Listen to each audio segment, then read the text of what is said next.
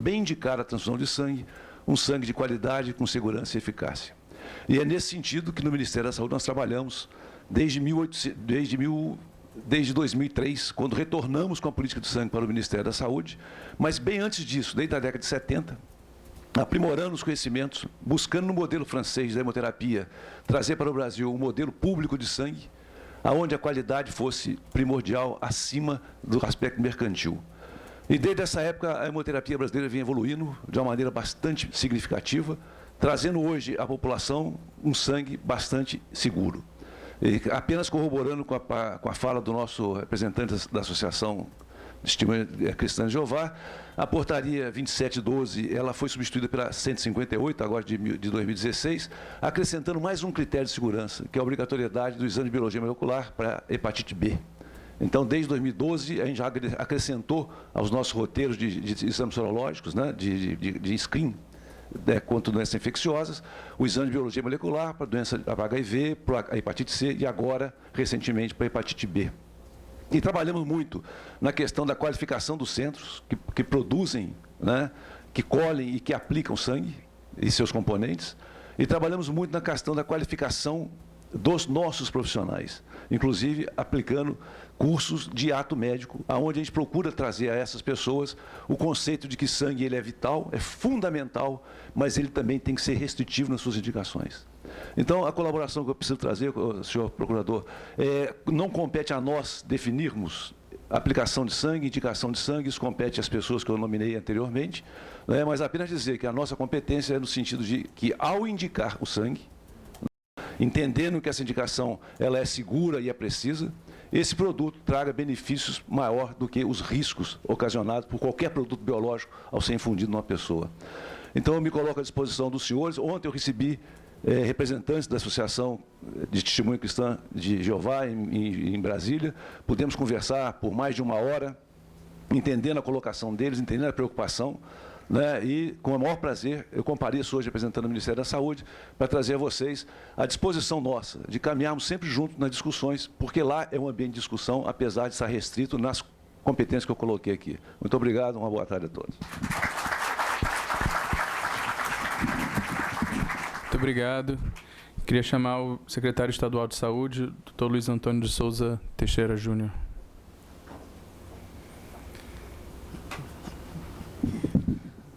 Boa tarde a todos. Boa tarde, senhor procurador, presidente do nosso Conselho Regional de Medicina, doutor Pablo, nosso diretor do Hemorrio, doutor Luiz Amorim.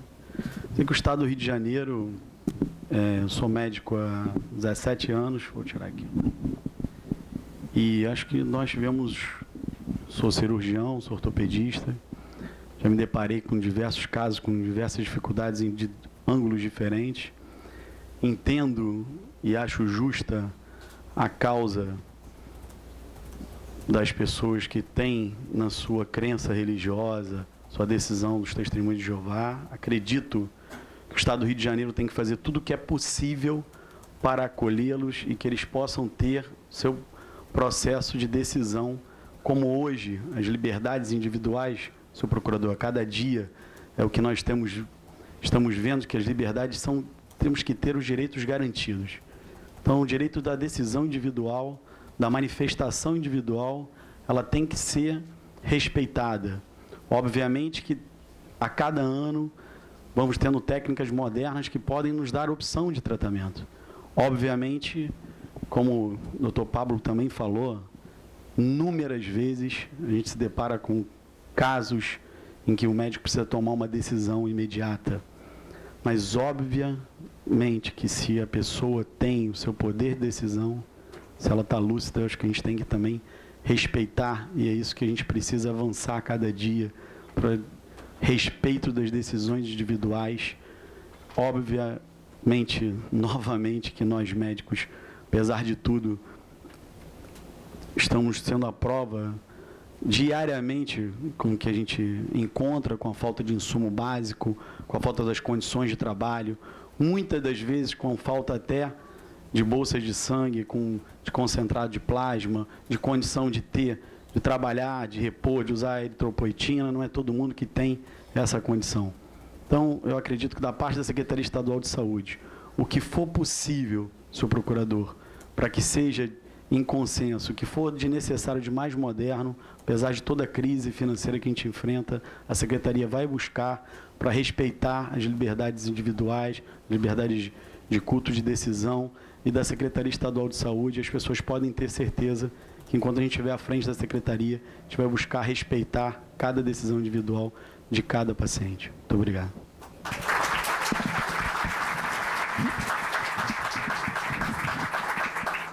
Obrigado pela presença. Pela Secretaria Municipal de Saúde, Dr. Conrado Weber, assessor especial da Secretaria Municipal de Saúde.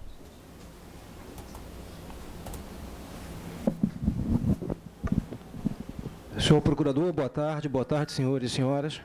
Primeiramente, queria, em nome do secretário Daniel Sorans, agradecer o convite e dizer que a Secretaria Municipal de Saúde tem como uma das suas políticas principais a defesa da autonomia, né, da autonomia do cuidado, do direito individual, pela decisão da melhor conduta a ser adotada, né, pelo usuário.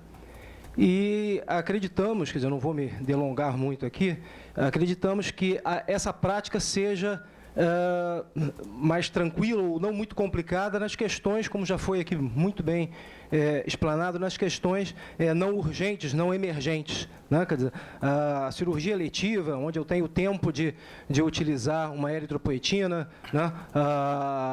Em suma, até a própria utilização do sulfato ferroso por um tempo prolongado, certamente esse ato, né, da autonomia é muito mais fácil. Claro que tenho certeza que a maior parte dos problemas, né, até da judicialização, das questões judicializadas, tenham envolvido a emergência, né, o momento que até, inclusive, a definição da capacidade de decidir fica muitas vezes prejudicada, né, ou até mesmo, como foi abordado aqui, a questão dúbia, né, do usuário que está em vigência da urgência, estar incapaz por uma situação de coma, né, uma situação de perda de consciência, e, por outro lado, eu ter uma família não professando a mesma fé e ter uma questão, quer dizer, uma decisão contrária. Estamos certos que isso é um tema importante, que deve ser equacionado, deve-se chegar à melhor saída, e hoje não poderíamos, quer dizer, a Secretaria não poderia atuar de forma diferente que não o estímulo da base legal, o estímulo do que a lei advoga e o que o Código de Ética exige como conduta dos seus profissionais. Estamos abertos para discussão e certos que esse processo aqui iniciado dará bons frutos. Obrigado. Obrigado pela participação. A gente vai passar agora a chamar pessoas que já estão inscritas, e aí gostaria também que passassem para recolher os papeizinhos daqueles que se inscreveram depois da abertura do evento. Queria também saber se das exposições que foram feitas até agora, alguém tem alguma pergunta para fazer para os que já expuseram, também fizesse observação que se trata de uma pergunta. Pois não. No final, que a gente ainda tem bastante gente aqui inscrita, depois a gente vai abrir mais um tempinho.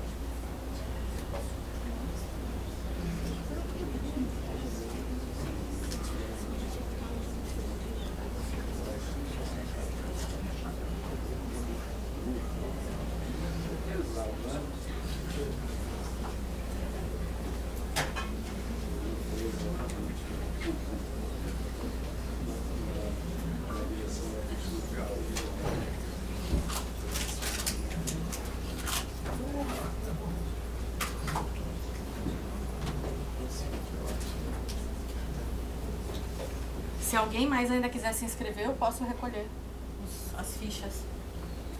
Por favor.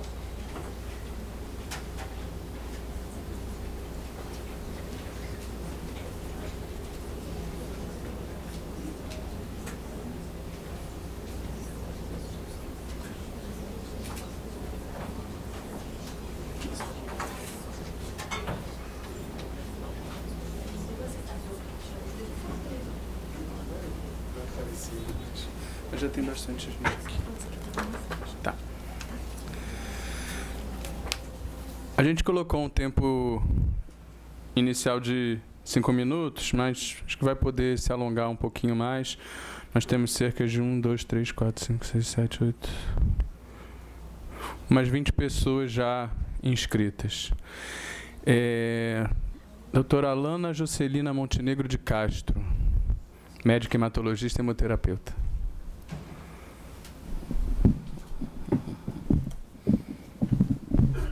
Boa tarde a todos. Eu sou professora e orientadora de um curso de pós-graduação em hematologia e hemoterapia pelo EMOSSE e preceptora de residência em hematologia.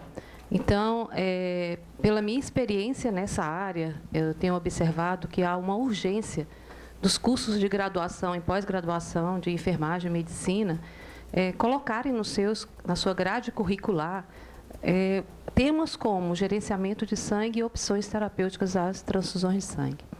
Isso porque os riscos das transfusões de sangue estão sendo descritos, né, nesses últimos anos, vem aumentando muito a descrição desses riscos. E os problemas e as complicações relacionadas às transfusões de sangue. Então, eu gostaria de destacar a reação imunológica, como exemplo a trale, que é uma injúria pulmonar relacionada à transfusão e que tem preocupado muito os hemoterapeutas. Outra complicação é a imunomodulação, a imunossupressão e uma ativação de uma resposta inflamatória sistêmica. Então, essas complicações, têm sido comuns, né, nas transfusões de sangue e, por isso, tem preocupado muito os médicos hemoterapeutas. Bem, além da transmissão de doenças infecciosas já bem conhecidas por nós, pela transfusão de sangue, novos agentes infecciosos estão sendo detectados. Os riscos residuais, que, por exemplo, a janela imunológica, que é uma doação realizada no período pré-soroconversão ou uma soroconversão tardia, a presença de variantes genéticas não detectadas, doadores com infecções crônicas e os riscos laboratoriais. Eles continuam sendo problemas comuns decorrentes das transfusões de sangue. Bem, as transfusões de sangue, elas causam uma deficiência do sistema imunológico, mesmo que o sangue tenha sido devidamente compatibilizado. Isso porque a questão da incompatibilidade, ela vai além dos poucos tipos sanguíneos que os bancos de sangue procuram compatibilizar. Isto porque já foram identificados e caracterizados perto de 400 antígenos eritrocitários. E esse número tende a aumentar, porque a membrana da hemácia é uma membrana muito complexa.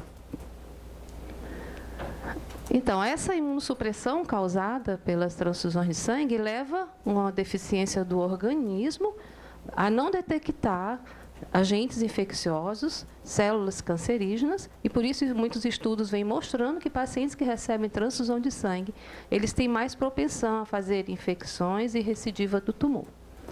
Bem, e o que dizer da viabilidade do sangue transfundido?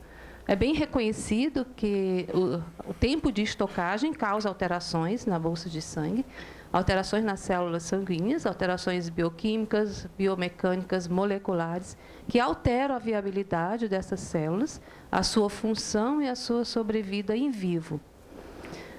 Então, uma das principais dessas alterações é a redução da enzima 2,3-DPG, que essa enzima ela tem como função diminuir a afinidade da hemoglobina pelo oxigênio. Então, na sua presença, a hemoglobina libera mais facilmente o oxigênio. Uma outra alteração é a diminuição do ATP, que causa alterações de forma da hemácia. Ela é um disco bicôncavo que tem a capacidade de se deformar e penetrar na microcirculação. E, nesse caso, na diminuição do ATP, elas se transformam em esferócitos e equinócitos, que são células rígidas e que não têm essa capacidade de penetrar na microcirculação, prejudicando, portanto, a oxigenação tissular. Outra alteração é o óxido nítrico, a diminuição do óxido nítrico. Esse óxido nítrico, ele, além de causar essas mesmas variações na forma da hemácia, ele também causa uma vasoconstrição sistêmica, impedindo que haja a troca de oxigênio, que o oxigênio vá para os tecidos. E uma pesquisa tem revelado que, imediatamente após o sangue ser doado, ele já começa a perder a sua capacidade de transporte de oxigênio das células vermelhas para o tecido. Então, uma pesquisa tem também mostrado que os pacientes que recebem sangue estocado, eles têm mais propensão para fazerem acidente vascular cerebral e morte cardíaca, e isso está proporcional ao tempo de estocagem da bolsa de sangue. Portanto, a medicina vem cada vez mais reconhecendo a necessidade de gerenciamento de sangue, a necessidade de estratégias restritivas às transfusões de sangue, não só pelos riscos que eu coloquei aqui, que não foram todos por causa do tempo, mas por esses riscos e também porque está havendo uma escassez de sangue, que vem preocupando muito os bancos de sangue. As doações de sangue estão diminuindo, a proporção entre as doações e o uso do sangue é uma proporção bem diferente. Em pouco tempo vai haver uma escassez realmente, uma falta total de hemocomponentes. Então, além disso, vem aumentando o número de pessoas que não aceitam transfusão de sangue, ou porque elas têm conhecimento de todos esses efeitos adversos da transfusão, ou por motivo religioso, ou porque ele é um paciente politransfundido e ficou imunizado, ou porque ele tem um fenótipo raro, ou mesmo porque naquela ocasião não existia um componente para aquela pessoa, para aquele paciente. Nós já vimos várias vezes ocasiões, principalmente no interior, que os médicos realmente não têm hemocomponentes disponíveis. Então, os cursos de graduação e pós-graduação precisam passar essas informações para os alunos e para que os médicos possam estar preparados para enfrentar esses desafios. Obrigada.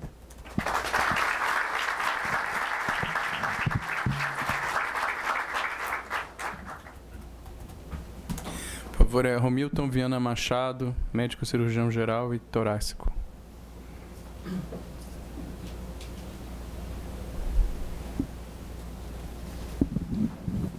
Boa tarde a todos. Muito obrigado pela oportunidade, senhor procurador. Nós queremos brevemente relatar um histórico. Eu sou cirurgião torácico do Hospital Santa Isabel, da Santa Casa de Misericórdia da Bahia, sou chefe do Serviço de Cirurgia Torácica, e nós temos uma coordenação no ambulatório de gerenciamento do sangue, que surgiu por uma iniciativa. Em 2010, nós abrimos esse ambulatório, mas por uma experiência, uma vocação que o Hospital Santa Isabel adotou. Em 2000, mais ou menos no ano de 2000, nós nos confrontamos com alguns pacientes que procuravam o hospital e eram testemunhos de Jeová e nós não podíamos transfundir. Queríamos tratá-los sem transfundir. Alguns outros médicos tinham esse mesmo desejo. E nós procuramos, na ocasião, a diretora do hospital, que era conselheira do Conselho Regional de Medicina, a doutora Alicia Cavalcante. Talvez alguns daqui conheçam, o doutor Pablo talvez conheça. E a doutora Alicia, na ocasião, nos disse o seguinte: eu acho que o médico tem que tratar o paciente. A decisão é compartilhada entre o médico e o paciente. E o que o médico decidir que é melhor para o paciente, ele deve seguir. A diretoria do hospital não vai tomar nenhuma ação contra o médico que decidir tratar o paciente da forma que ele achar melhor. E, desse modo, nós começamos a atender pacientes e respeitar o desejo deles de não tomar transfusão de sangue. E essa situação foi se multiplicando. Inicialmente, alguns pacientes da nossa especialidade, e nós conseguimos começar a atender pacientes de outras especialidades em que começaram a procurar o hospital. E nessa busca, surgiu a ideia em 2010, 2009, final de 2009, de abrir um ambulatório de gerenciamento de sangue. E nós abrimos esse ambulatório naquela ocasião. É um ambulatório feito semanalmente. Nós já atendemos, nesse período, 246 pacientes e 142 pacientes foram operados. Nós tivemos 2 óbitos relacionados nesses pacientes durante o período perioperatório, em que nenhum dos 2 foi relacionado à ausência de sangue. Existem cerca de 68 médicos que são cadastrados como médicos que fazem parte do programa. Nós temos urologia, cirurgia cardíaca, cirurgia torácica, terapia intensiva, otorrinolaringologia, cirurgia de cabeça e pescoço, neurocirurgia, cirurgia oncológica, cirurgia do aparelho digestivo, ortopedia e especialidades ortopédicas, cirurgia de coluna, cirurgia pediátrica, cirurgia vascular, anestesiologia, endoscopia perioral, colonoscopia, oncologia clínica, hematologia e áreas clínicas relacionadas. Então, o que é que nós fazemos nesse ambulatório? Eu acho que a gente faz a melhor medicina. Porque, apesar de doutor Bacara ter mencionado de que os serviços de saúde se esforçam em oferecer um sangue de melhor qualidade, não temos dúvidas que existe esse compromisso dos serviços públicos, não existe sangue 100% seguro, e ele mesmo mencionou isso aqui. E baseado em que não existe sangue 100% seguro, a melhor prática médica é aquela que pode ser feita sem transfusão. Então, é como uma cirurgia minimamente invasiva, é a melhor prática que nós podemos fazer. O tratamento sem transfusão de sangue, ou reduzindo ao máximo a transfusão de sangue, deve ser uma oportunidade de oferecer a todos os pacientes. E é interessante que desses pacientes que nós temos, no último ano, 12% dos pacientes que foram atendidos no ambulatório não têm nenhuma restrição religiosa. Apenas os próprios colegas entenderam de que a melhor prática é aquela sem a transfusão. E nós passamos, então, no período de preparo do paciente, a acompanhar esses pacientes para poder eles serem corrigidos a sua anemia, quando necessário, ou então estabelecer limites melhores da hematimetria para que eles possam ser operados sem necessidade de transfusão. Essa é boa prática. E nos pacientes que são testemunhos de Jeová, por uma decisão do administrativo do hospital, os pacientes têm o direito de registrar no prontuário a recusa à transfusão. E nos pacientes que são testemunhos de Jeová, um documento de procuração que os testemunhos de Jeová têm, é tirado uma cópia e anexado no prontuário para que aquele paciente seja identificado como um paciente que tem restrição à transfusão. Nenhum médico é obrigado a fazer parte desse programa. Mas os médicos que estão fazendo parte desse programa têm tido a oportunidade de fazer com que esses pacientes não sejam simplesmente relegados a segundo plano, que eu acho que esse é um assunto interessante. Nós recebemos frequentemente pacientes que foram rejeitados em outro hospital, mesmo para cirurgias pequenas, porque não puderam registrar essa recusa. Então, na prática, nós temos tido a oportunidade de ajudar uma parcela da população de uma maneira significativa. Eu acho que isso tem sido muito bom e muito salutar que nós temos feito. E temos tido, assim, a chance de fazer um bom trabalho para esses pacientes. No tocante a situações que fogem desses parâmetros e que nós precisamos fazer algum ajuste no tratamento, quando o paciente fica mais gravemente anêmico, o tratamento com alternativas médicas, como o uso de eritropoetina, tem se mostrado de muito grande valor. De modo que este tratamento tem sido transposto também para pacientes que não têm objeção religiosa, porque os próprios médicos que atendem nesse programa têm adquirido segurança para que essas práticas sejam feitas. Portanto, o meu testemunho aqui sobre esse assunto, sobre